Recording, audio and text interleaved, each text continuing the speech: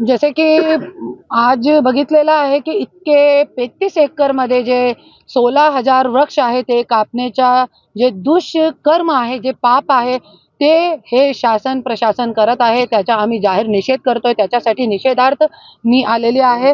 आणि संत तुकाराम म्हणायचे की वृक्षवल्ली आमचे सगळे सोयरे आणि बीजेपीचे सगळे सोयरे, देवाभाऊचे सगळे सोयरे कोणी आहे? अडाणी आणि अंबानी. आणि त्यांना हे 33 एकर जे जमीन आहे ते वृक्ष कापून त्यांना अडाणी किंवा अंबानी किंवा गुजरातच्या कोणी गुजरातीला द्यायचे आहे. त्याच्यासाठी आज हे दुष्कर्म हे पाप करत आहे, ज्याचा आम्ही जाहीर निषेध करतोय. आणि जसे मी एकच वॉर्निंग देते की धर्माखाली साधू संतांच्या नावाखाली तुम्ही हे व्यापार व्यवसाय जमिनीचा व्यापार व्यवसाय करू नका.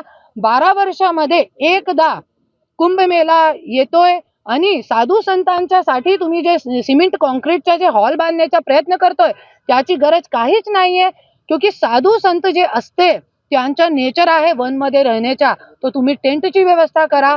हेच वनमध्ये ज्या वनमध्ये श्रीरामजीने तपस्या केली, खूप मोठे मोठे संतांनी तपस्या केली, ज्याच्यामुळे हे वनचा नाम तपोवन आहे. तो ते तपस्या जरी तुम्ही भंग केली तो महाराष्ट्राची जनता तुमची सत्ता गिरायशिवाय राहणार नाही आणि तुम्हाला खूप मोठा भोग भोगावं लागले याच्यासाठी.